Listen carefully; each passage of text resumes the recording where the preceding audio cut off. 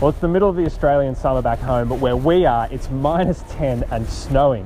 Welcome to Motown and the Detroit Motor Show, the first big show of 2017.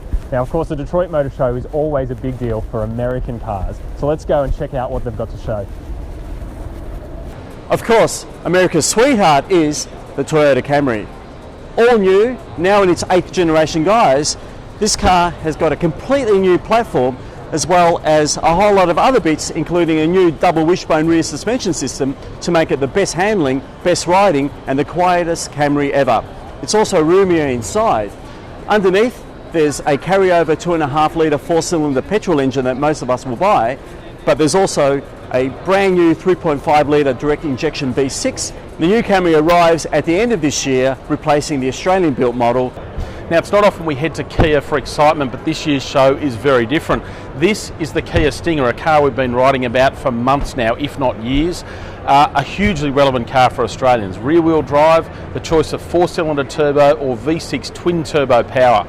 Starting at about $40,000. The styling is really out there. There's a bit of A7 in it, a bit of Alfa Romeo in the rear, so a car that could really shake up things like Holden Commodore sales. It's going to make a big difference in Australia. Now, speaking of interiors, no one does them better than Audi, and you see that perfectly in this, the Q8. It's a concept for now, but it's got some really cool stuff. Inside, for example, 2 huge touchscreens that show where the company's going with the next generation A8, which we're expecting later this year. Also a new take on the head-up display. Underneath, expect plenty of electric goodness. It is an e-tron plug-in hybrid, so plenty of performance, plenty of luxury. Well, from one premium SUV to another, the QX50 is the car Infiniti hopes will turn its fortunes around and finally put it on the luxury car map.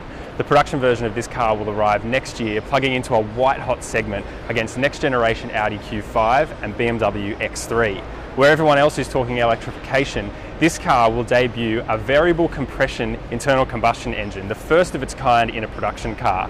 The design and the interior of this car will set the tone for Infiniti's future. Believe it or not, the car behind me is the all-new Lexus LS, built on a brand new GAL platform. It's got a 3.5 litre twin-turbo V6 to replace the old V8. Lighter, stronger and roomier than before. It promises to be the best handling and best riding big Lexus in history. But better still, it comes with an all-new design, combines elements of the LC500 in which it's based on, in terms of platform, as well as some future Lexuses. What do you think of the styling? Well, where the Lexus is all about angles and lines, the E-Class Coupe is about as simple and elegant as modern design gets. Side on, there's barely a line on it, just the classic rear drive proportions that speak for themselves. Benz has re-engineered this E-Class Coupe with 7 centimetres more legroom than before to make it a true 4-seater. This motor show is the first time we've seen it in the flesh, but we'll see them arriving in Australia later this year. Probably the car of the show is the Volkswagen ID Buzz. The third concept car to reference the original Combi. It's all electric and unfortunately probably won't make production because its pure purpose here is to take attention away from Volkswagen's controversial Dieselgate scandal. As the car of the show, it shows that Volkswagen at least has its finger on the pulse in terms of producing something that gets people's attention. And isn't that the whole point of a motor show? So that's it from the Detroit Motor Show for 2017.